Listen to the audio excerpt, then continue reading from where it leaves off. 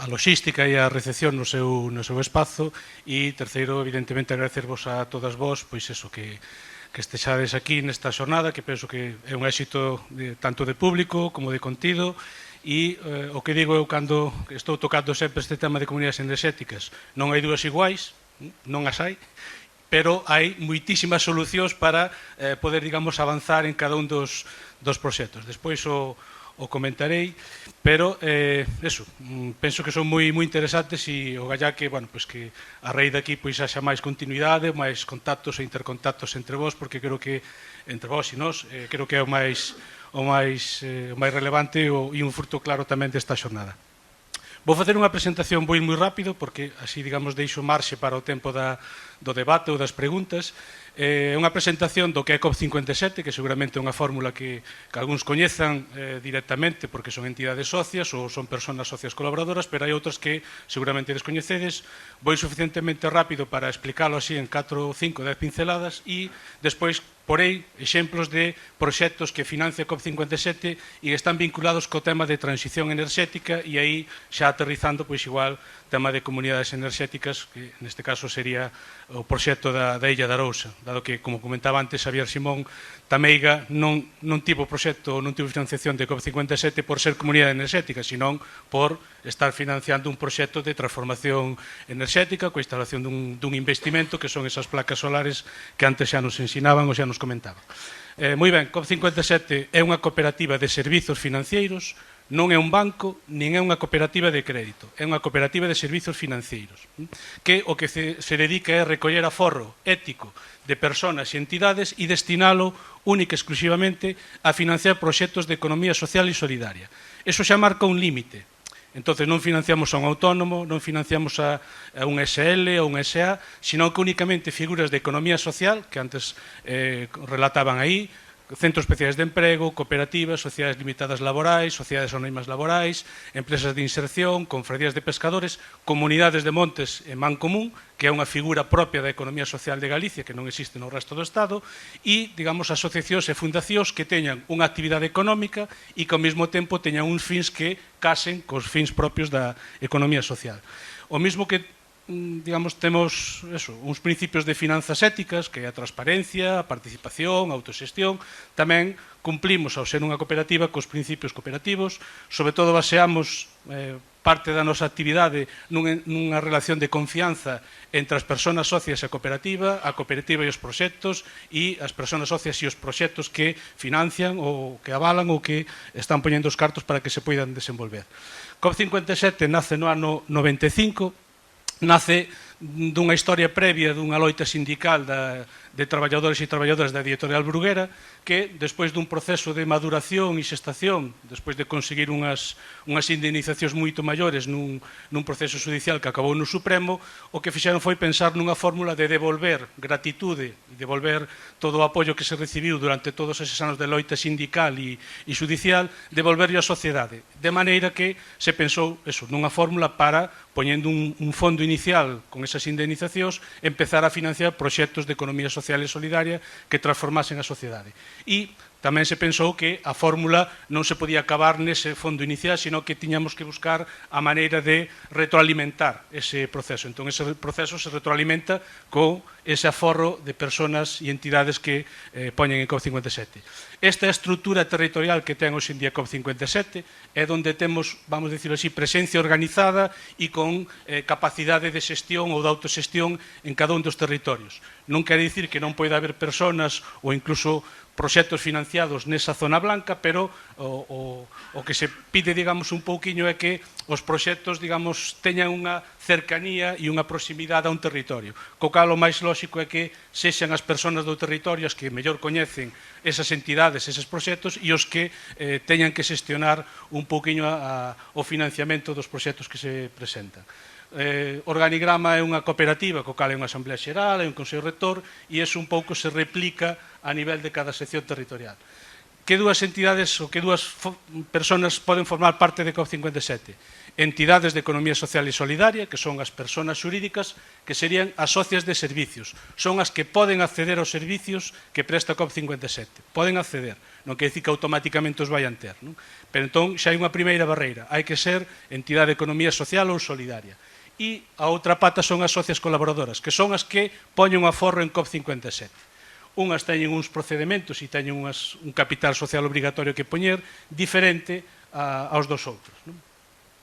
Aforrar en COP57 é, digamos, un proceso onde as persoas que son socias colaboradoras, por un lado, adquiren os dereitos políticos de participación tan pronto son socias e, ao mesmo tempo, eles o que fan é poñer os cartos en COP57, teñen unha retribución anual que se decide tamén en Asamblea e, digamos, eses cartos o que van valer é para financiar os proxectos de COP57. Fago aquí un anuncio publicitario, estamos en campaña,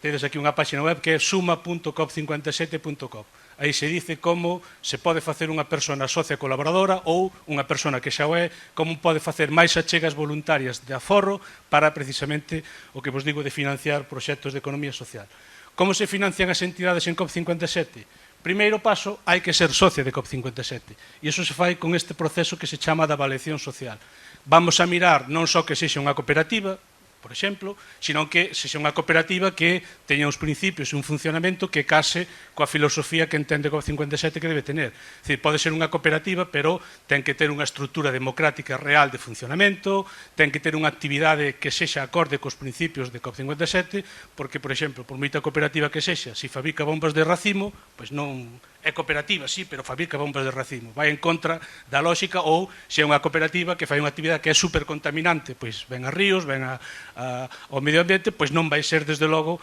aceptada como socia en COP57. E unha vez que é aceptada en socia esa entidade como socia de COP57, pasando esa avaliación social, o que vai facer despois é ter acceso ou poder solicitar os préstamos ou financiamento que queiran COP57 para os seus proxectos. E aí, novamente, tamén hai que ser rigurosos. Non por ser socia de COP57, automáticamente se ten o financiamento. Se o proxecto que se presenta non ten ningún tipo de viabilidade, non tanto económica como sustentabilidade económica, social e medioambiental, pois entón COP57 non o vai financiar, porque se o financia vai ser un problema para COP57, que sabe que esa entidade non vai ser quen de devolver ese préstamo, é un problema para a entidade porque se vai ver con un marrón máis dentro de X tempo, e é un problema para a xente que estivo arroupando ou avalando ese préstamo porque se vai ver indirectamente perxudicada por dar un préstamo que non se debería de ter dado. Entón, sí que temos unha previsión de eso, unha prevención de controlar e fiscalizar ben cales son os proxectos que se financian, pero ao mesmo tempo facelo ou facemos cunha mirada triple, non só económica, nós non buscamos que as entidades se fagan de ouro e teñan proxectos super beneficiosos económicamente, sino que sexan sustentables, é dicir, que poidan xerar, digamos, a riqueza para poder, digamos, amortizar o préstamo, para ser sustentables elas mesmas e ao mesmo tempo que teñan unha componente social ou medioambiental importante. Vou coas experiencias, xa digamos na parte final, se vou moi lento me avisades. A primeira é a de Comunidade de Montes e Mancomún de Tameiga, e como vos dicía, o que financiou COP57 foi parcialmente ao investimento que derivou de instalar estas placas fotovoltaicas en 3 das instalacións que ten digamos, a comunidade no seu espazo. Foi un préstamo que se concedeu no ano 2021 de 95.000 euros e a maiores este tiña unha garantía que se chama EASI. EASI é un fondo do Banco Europeo de Investimentos que o que fai é avalar proxectos, avalar financieiramente. No caso de que ese proxecto Tameiga Mañán pois se disolva, non? E acorde disolverse, pois parte de ese préstamo que ainda está pagándose, pois quen cubriría devolver o préstamo? Pois unha parte importante o cubriría este fondo europeo. Non vai ser o caso que se vai disolver ni que vai deixar de pagar, espero. Outra experiencia que ten tamén que ver con modelo enerxético e con transición enerxética é o deste préstamo de investimento 25.000 euros que dimos o ano pasado a Mulleres Colleiteiras. Mulleres Colleiteiras, o investimento que foi non esta furgoneta, pero si comprar unha furgoneta nova, precisamente creo que era a sustitución desta, ademais unha furgoneta de consumo mixto, que foi, digamos, un avance en relación ao que tenían, que só funcionaba con diésel, e o que fai esta cooperativa para nós ten moito valor non só polo proxecto medioambiental que hai detrás, que é a recollida de aceite de cociña para que non acabe eso, pois, nos nosos ríos e nas nosas augas, sino que ademais tamén é un proxecto de inserción laboral de persoas de etnia xitana. Entón, hai aí, digamos, un componente social nese proxecto, na perspectiva dese proxecto, que para a COP57 claramente é financiable e merece ser financiable. Outra entidade vinculada a enerxía, que tamén é socia de COP57, é Nosa Enerxía, comentaban antes que é unha comercializadora que traballa en común con algunhas das entidades que aquí se nomearon. Tamén no ano pasado lle concedimos unha póliza de 90.000 euros, tamén con esa garantía EASI, precisamente neste mare magnum que se viron sobre todo as pequenas comercializadoras de compra de enerxía a moito prazo, o problema do cambio da legislación a efectos fiscais do IVA, donde elas tiñan que pagar a enerxía que compraban ao 21 e en cambio aos seus clientes só lla podían cobrar ao 5. Ao final recuperan ese IVA, pero recuperan un ano e medio despois. Entonces toda esa presión de tesourería entre a compra de enerxía a futuros e máis o tema do IVA fixo que pois eso, Nosa Enerxía buscase arroupo tanto en COP57 como en FIARE, que son as entidades coas que traballa, precisamente para poder digamos, seguir mantendo actividade e non caer. No Estado español, das pequenas comercializadoras de base cooperativa pecharon moitísimas o ano pasado precisamente por toda esta circunstancia de non ter capacidade para aguantar o tirón, digamos, da compra de enerxía e do tema do IVA.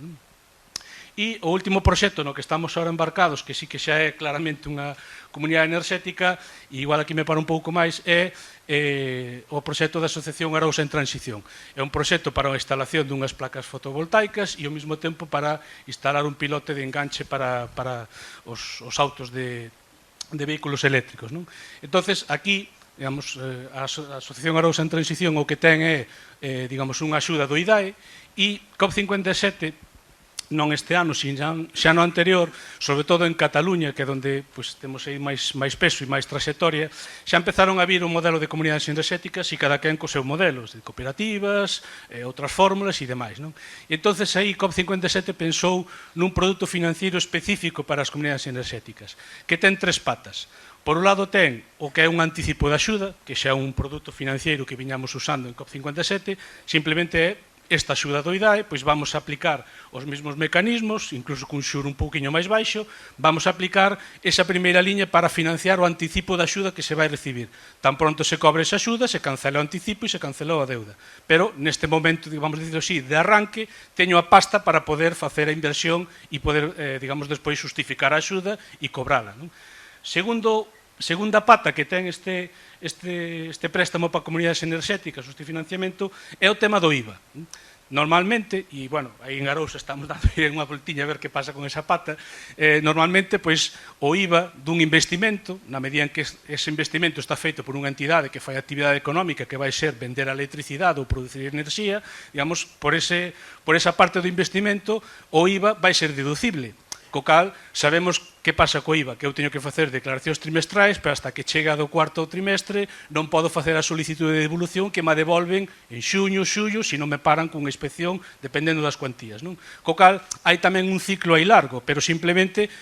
é recuperar un IVA que eu xa teño que pagar no momento en que me faga a instalación, que teño que pagar o instalador, o seguro, non sei que, non sei canto, pero acabo recuperando nun ano e medio. Bueno, pois para esa pata tamén, digamos, vamos ter un produto específico que sería non un adianto de subvención, sino un adianto do IVA. E despois, todo o que non entre, tanto neso do anticipo da axuda como no anticipo do IVE, pois vai ser un préstamo normal, que pode ser a 5, pode ser a 6 anos, e será pola parte que nin financia o IVA, nin financia a axuda directa do IDAE. Entón, ese é un modelo que estamos,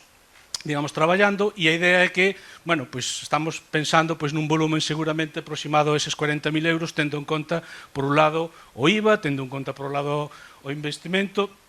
inicial e a axuda do IDAE, e, sobre todo, tamén tendo en conta canto é a porcentaxe ou a parte que van poñer os propios comuneiros, ou asociados, neste caso, da asociación para autofinanciar este investimento. Quedamos aí os datos de contacto e, en todo caso, bueno, tamén eso, quedarei ao xantar para que eso, pois, podamos falar e, en todo caso, agora, pois, na rolda de intervencións, pois tamén, se queredes que aterrice algo máis, pois tamén o fago.